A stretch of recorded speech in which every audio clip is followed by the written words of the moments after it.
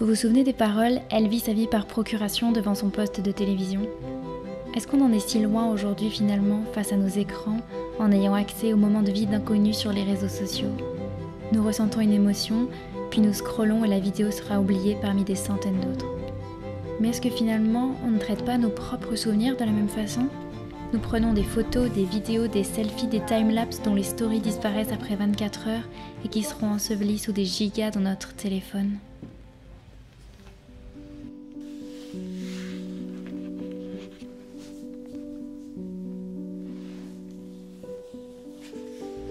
Quel sentiment avez-vous quand vous retrouvez au fond d'un tiroir une vieille photo de vous enfant dont vous avez encore des souvenirs?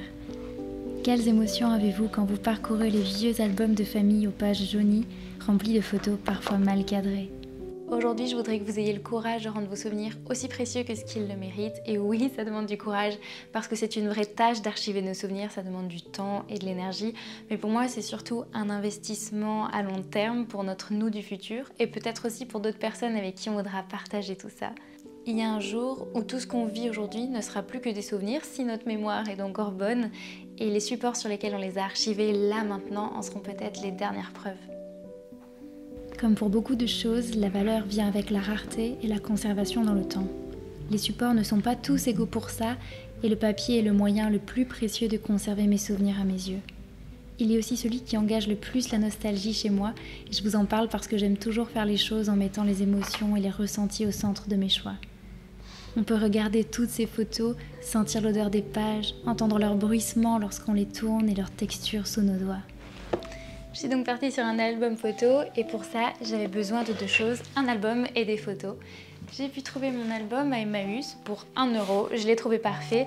J'ai déjà vu des personnes faire ça sur des classeurs, ça permet d'interchanger l'ordre des pages, mais aussi des cahiers ou des livres. Il y a plein de supports auxquels on ne pense pas forcément qui peuvent très bien marcher. Et j'ai fait imprimer mes photos préférées de l'année 2023. Comme les étoiles qu'on ne voit briller que grâce à la nuit, nos photos peuvent être mises en valeur par tout ce qu'on y met autour. Lorsqu'on raconte une histoire par exemple, on court rarement jusqu'au point principal. On contextualise en détaillant la scène, on donne de la profondeur au moment en décrivant les émotions des personnages, on donne un sens aux différents éléments en trouvant des liens entre eux. Pour notre album, le but est de partir d'un tas de photos, mais en faire une expérience visuelle qui invite aux souvenirs et aux émotions. Bon, d'une façon moins poétique, on va faire du scrapbooking. L'élément central de notre album, évidemment, ce sont les photos.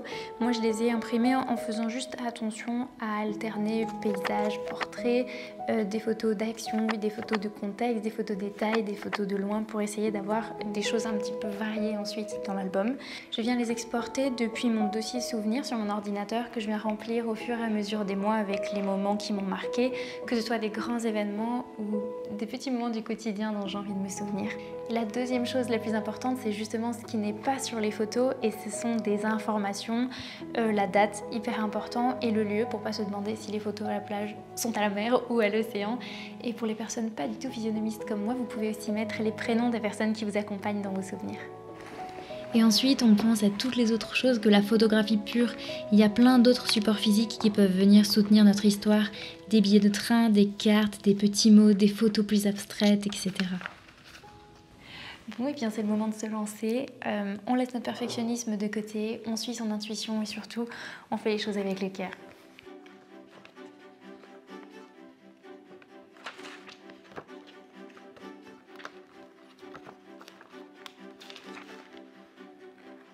J'ai d'abord commencé par trier les photos par événement et les disposer dans l'album tout au long des pages. J'en ai découpé certaines pour pouvoir en faire rentrer plus et j'ai cherché les petites choses et les autocollants et dessins qui pouvaient les accompagner. Ensuite, je suis passée au collage en enlevant les feuilles plastiques qui servent normalement à faire tenir les photos à l'intérieur. Et la dernière étape sera d'écrire toutes les petites légendes parce que j'aime toujours rajouter une histoire et raconter en détail pourquoi ces photos sont là.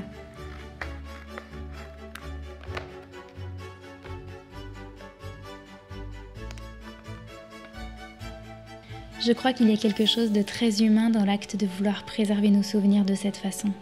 Chaque photo collée un peu de travers, chaque petit mot retrace notre histoire. Prendre le temps de la raconter, c'est relier plein de petits moments de notre vie et en faire quelque chose de cohérent, mais surtout de signifiant. C'est regarder d'où on vient, tout ce qu'on a vécu, ce qui nous a marqué. On se rend compte de tous ces moments passés qui valent la peine d'être immortalisés parce qu'on veut les mettre dans notre album, que ce soit une grande réussite ou juste un goûter avec mamie. C'est une reconnaissance de la beauté de la vie quotidienne et peut-être comme un hommage à nos vies très ordinaires. On dit qu'une personne ou qu'une histoire vit toujours tant que quelqu'un s'en souvient pour la raconter. Mon album est une lutte contre l'oubli et me permet de garder une trace de tous ces moments, parfois anodins mais qui m'ont rendue heureuse et que je perdrai de vue d'ici quelques années. Prenez ce temps aujourd'hui pour vous remercier demain. Donnez aux souvenirs qui vous rendent heureux la valeur qu'ils méritent. Offrons-leur une place dans nos étagères, à portée de main dans nos épisodes de nostalgie.